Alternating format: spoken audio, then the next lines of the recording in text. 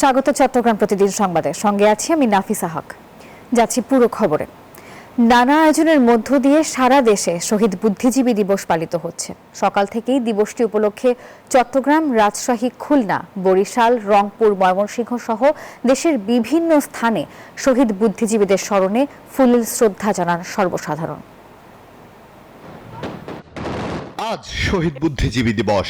9 মাসের রক্তক্ষয়ী মুক্তি সংগ্রামের শেষ লগ্নে পুরো দেশের মানুষ যখন চূড়ান্ত বিজয়ের দ্বার প্রান্তে, ঠিক তখনই এদেশীয় নরঘাতক রাজাকার আল বদর, আল শামস ও শান্তি কমিটির সদস্যরা মেতে ওঠে বুদ্ধিজীবী হত্যাযজ্ঞে। দিবসটি উপলক্ষে সকালে চট্টগ্রামের পাহাড়তলীর বধ্যভূমি স্মৃতিসৌধে ফুল দিয়ে শ্রদ্ধা নিবেদন করেছেন সিটি মেয়র শাহাদাত হোসেন সহ বিভিন্ন শ্রেণী পেশার মানুষ। বরিশালে যথাযোগ্য মর্যাদায় দিবসটি পালন করেছে সর্বসাধারণ। দিবসটি উপলক্ষে নগরের 30 গোডাউন বধ্যভূমি স্মৃতি স্তম্ভে পুষ্পস্তবক অর্পণ করে জাতির শ্রেষ্ঠ সন্তানদের শ্রদ্ধা নিবেদন করে বরিশালের সর্বস্তরের প্রশাসন, মুক্তিযোদ্ধা, শিক্ষক, শিক্ষার্থী, সামাজিক সংগঠন ও রাজনৈতিক দলের নেতৃবৃন্দরা। এদিকে রংপুরের বধ্যভূমিতে পুষ্পার্ঘ অর্পণ করে শ্রদ্ধা নিবেদন করেন বিভাগীয় ও জেলা প্রশাসক সহ পুলিশ প্রশাসন। রাজশাহীতেও যথাযোগ্য মর্যাদায় শহীদ বুদ্ধিজীবী দিবস পালন করা হচ্ছে। এছাড়াও খুলনা, সিলেট, নোয়াখালী, নেত্রকোনা সহ দেশের বিভিন্ন স্থানে যথাযোগ্য মর্যাদায় দিবসটি পালিত হচ্ছে। Desk report, news 24। লক্ষ্মীপুরের শহীদ বুদ্ধিজীবী দিবস উপলক্ষে আলোচনা সভা অনুষ্ঠিত হয়েছে। সকালে জেলা প্রশাসক কার্যালয়ে এই সভা অনুষ্ঠিত হয়।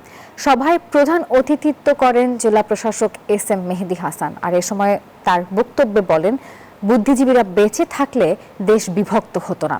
এ সময় তারা সকলকে দেশের হারানো গৌরবকে ফিরে পেতে ঐক্যবদ্ধ হওয়ার আহ্বান জানান।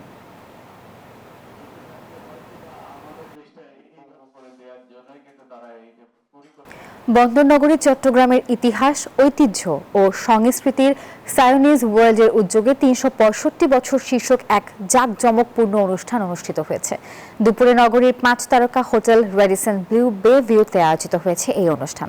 আর এতে উপস্থিত ছিলেন মেয়র ডাক্তার শাহাদাত হোসেন, সরকারি কর্মকর্তা ও বিভিন্ন শ্রেণী পেশার বিশিষ্টজন। এ সময় মেয়র ডাক্তার শাহাদাত হোসেন বলেন, চট্টগ্রাম 12 আউলিয়ার পবিত্র ভূমি এবং প্রাচ্যের রানী হিসেবে সুপরিচিত। পাহাড়, সমুদ্র ও প্রাকৃতিক সৌন্দর্যে ঘেরা এই বন্দরনগরী শুধু অর্থনৈতিক রাজধানী নয়, ইতিহাস, ঐতিহ্য ও সংস্কৃতির দিক থেকেও অত্যন্ত সমৃদ্ধ। আর মাত্র একদিন পর উদযাপিত হতে যাচ্ছে মহান বিজয় দিবস। মহান বিজয় দিবস উপলক্ষে আইন শৃঙ্খলা বাহিনীর ব্যাপক প্রস্তুতি গ্রহণ করেছে রাঙামাটি জেলা প্রশাসন। রাঙামাটি শহরকে পরিষ্কার পরিচ্ছন্নতার পাশাপাশি লাইটিং করা হচ্ছে লাল সবুজের মধ্য দিয়ে। আর একই সঙ্গে শহীদ মিনারগুলোকেও ঢেলে সাজানো হচ্ছে। পুরনো জীর্ণতা মুছে নানা রঙে আলপনা সজ্জিত করা হচ্ছে শহীদ মিনার এবং জুলাই শহীদদের স্তম্ভ। তাই শহীদ মিনার স্থলে নিরাপত্তা জোরদার করেছে রাঙামাটি পুলিশ সুপার।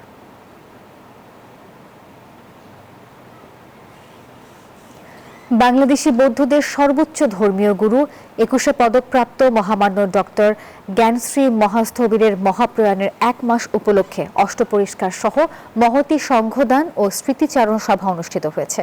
সকালে শিলানন্দ মহাস্থবির প্রয়াত মহামান্য সংঘরাজ ভান্তেকে পুষ্প দিয়ে বন্দনা ও ভদন্ত বোধিপাল মহাথেরো ভান্তের সভাপতিত্বে স্মৃতিচারণ সভায় বক্তব্য রাখেন।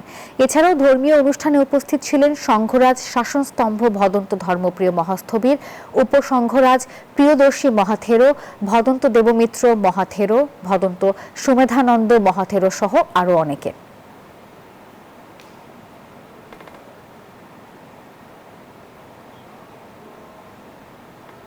পার্বত্য জেলা বান্দরবানের প্রধান 2 নদী সাঙ্গু এবং মাতামুহুরী। একসময় এই 2 নদীর উপর নির্ভর ছিল জেলার কৃষি উৎপাদন এবং ব্যবসা বাণিজ্য। 80-র দশক থেকে স্থলপথে যোগাযোগ ব্যবস্থার উন্নতি হওয়ায় গুরুত্ব হারিয়েছে এই 2 নদী। এখন এই নদীর চরে চাষ করা হচ্ছে শীতকালীন সবজি, আর ভালো ফলন হওয়ায় হাসি ফুটেছে কৃষকের মুখে। HM সম্রাটের পাঠানো তথ্য ছবি নিয়ে ডেস্ক রিপোর্টে থাকছে বিস্তারিত। পাহাড়ি অঞ্চলে সমতল কৃষি জমির পরিমাণ খুবই কম, ফলে নদীর চর ও পাহাড়ের ঢালুকে কৃষি জমি হিসেবে বেছে নেয় কৃষক।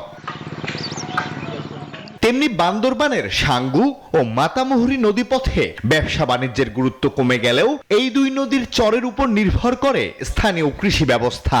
এই চরে চাষ হয়েছে ফুলকপি, বাঁধাকপি, মূলা, বেগুন, টমেটো, শিম, বরবটি, মরিচ, আলু সহ প্রায় 12 থেকে 13 প্রকারের শীতকালীন সবজি। আবহাওয়া অনুকূলে থাকায় ফলনও হয়েছে বেশ। সাঙ্গ নদী সরে গিয়া ফলংদি বুদ্ধি দান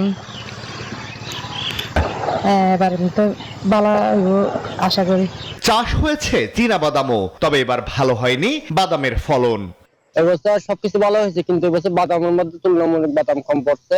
কৃষকের মাঝে সার, বীজ, নানা কৃষি উপকরণ এবং কৃষকদের প্রয়োজনীয় প্রশিক্ষণ দেয়া হচ্ছে বলে জানায় কৃষি বিভাগ।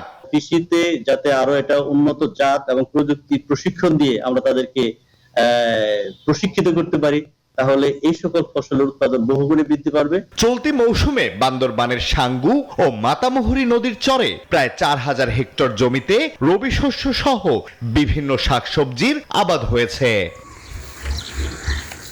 Desk report, news 24। চট্টগ্রাম প্রতিদিনের সংবাদের আয়োজন এই পর্যন্তই। ধন্যবাদ সবাইকে।